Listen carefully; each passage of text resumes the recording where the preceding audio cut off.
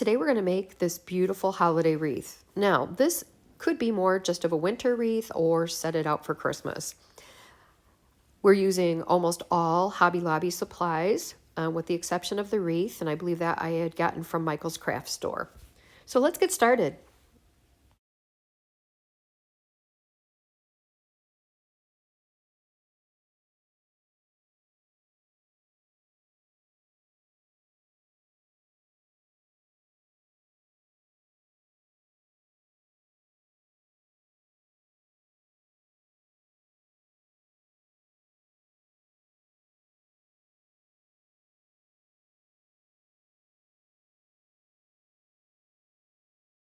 One thing I like to do with my wreaths is make sure that I use different textures. These are, I'm going to call them lamb's ear, and they have a very soft, pale green look to them, and they just are very, very pretty to use. The other thing that I really love are these icicle branches. My husband hates them because all those little bits and pieces are always all over my house during the holidays, but they sure do make a wreath or your Christmas tree or whatever holiday decor that you put out really stand out. Now these branches do bend, so it makes it easy to create some dimension to your project. And that's something that's very important. You don't want everything laying flat. Normally things do come flat because they've been packed in a box. So make sure you take that time to fluff the wreath, make sure the pieces that you're putting on, you have created some kind of a dimension with them so that they just don't lay on the wreath. Now, I also had picked up these 2 3-piece sets of iced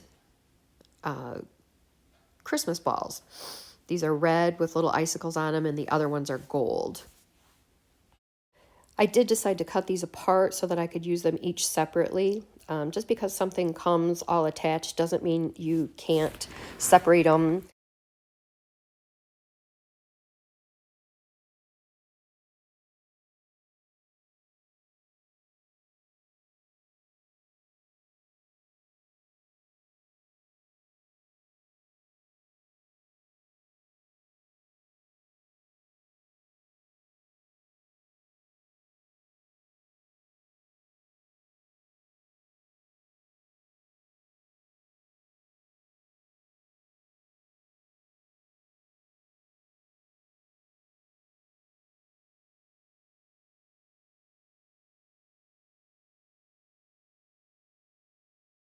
Now, I do wish that I had picked up 1 or 2 more of these 3-piece covered ornaments, because I was really going to go for a symmetrical type of a wreath here, and I ended up having to mix it up a little bit.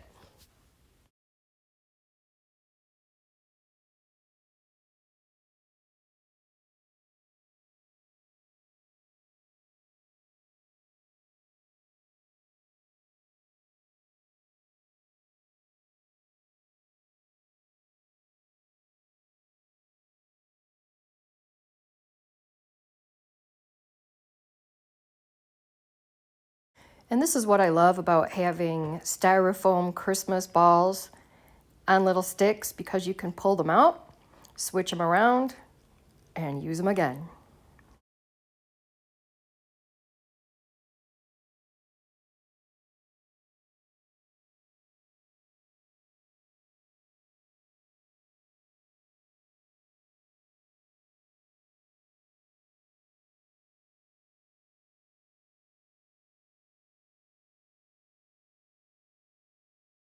And here's another one of those picks that needs to be fluffed out. They come pretty well flat, and you need to create dimension with them and be able to show off the texture. So take them, fluff them up, pull on the little wires, move the berries around, and just see how much texture and dimension that gives to your project.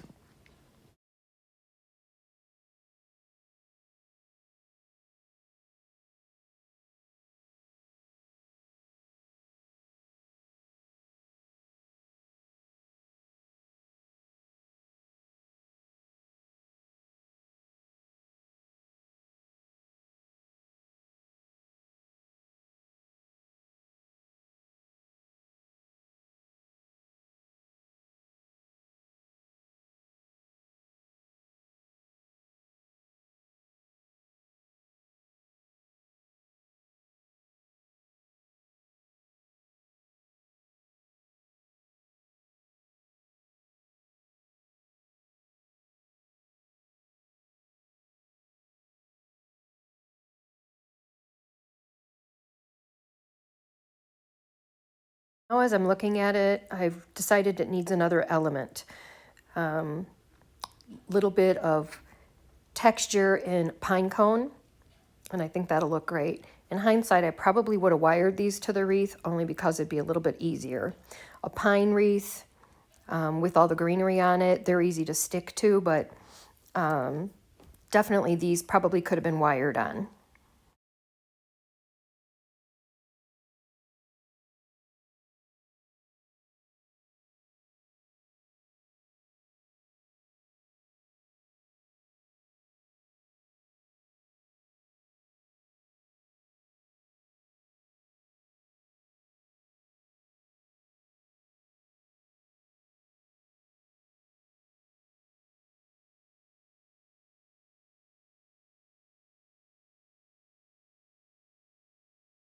Now the type of bow I'm going to create for this is going to have long tails. So I thought maybe I would just make the tails first, get the length on them that I want, dovetail the edges, and then I'm going to wire this part on separately from making my bow.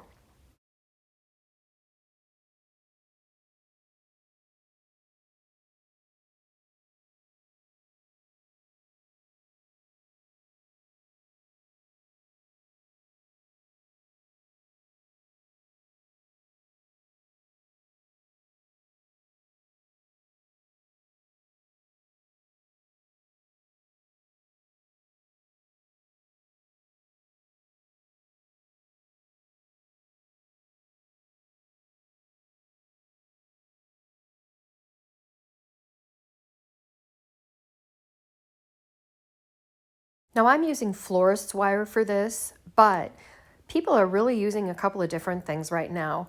They're either using pipe cleaners, which are very easy to twist with your fingers, or they're also using zip ties. Now I've tried all of them, and tonight I just decided I had plenty of wire, I'm going to use that, and I didn't have the correct color of a pipe cleaner that I would have used.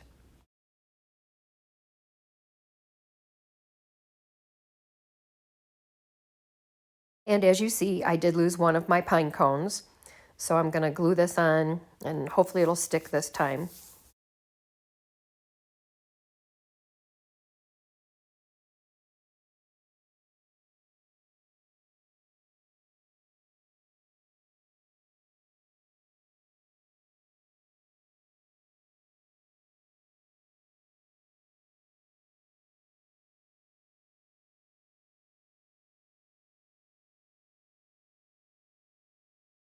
Now I'm just going to do a little bit of adjusting now that I've got my bow on.